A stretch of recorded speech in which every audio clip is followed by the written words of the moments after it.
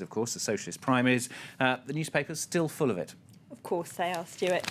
This man is on pretty much all the front pages today. Arnaud Montebourg, he of course came third in that vote, socialist primary vote on Sunday, with quite surprising 17% of votes. He of course has a pretty radical left-wing platform, but it seems to have won over quite a lot of the French.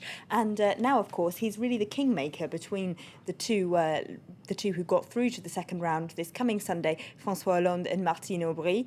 So there he is on the front page of Libération. Looking sleepy, I thought. I think he looks quite pleased with himself, personally. I think smug would be the word, but we don't agree, clearly.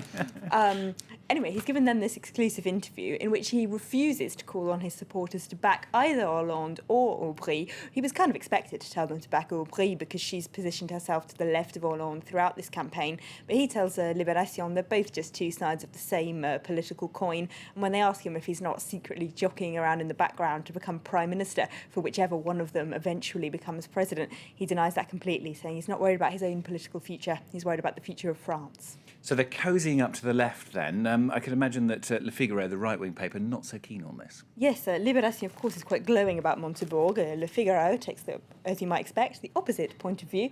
Their headline is Montebourg raises the stakes in the Hollande-Aubry duel. They say, of course, his influence is forcing both of the other candidates to move further to the left. And for them, that's bad news. Their editorial on the front page is pretty scathing about one of his key policy propositions. He basically believes in deglobalisation. He thinks French companies should be forced to produce things in France so as to create jobs.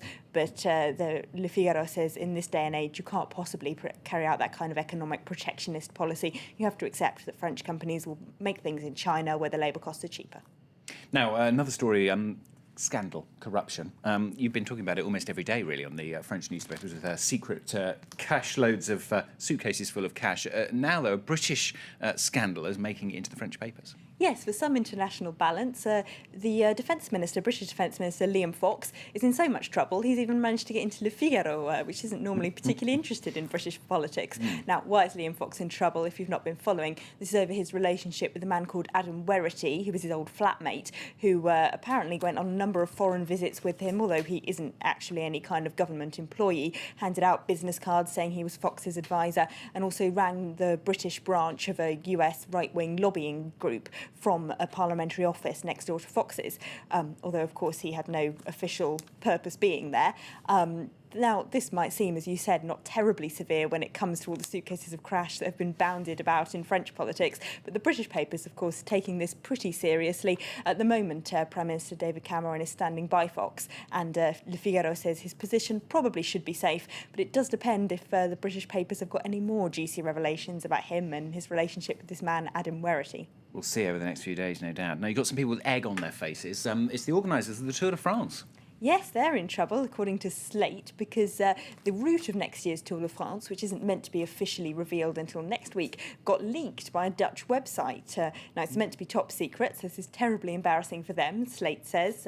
Now, if you're interested, it looks like next year's Tour de France cyclists will be spending more time in the Pyrenees than they will in the Alps, and they'll also get to take in quite a nice part of the northeast of France. They'll go to Boulogne and Metz and Rouen.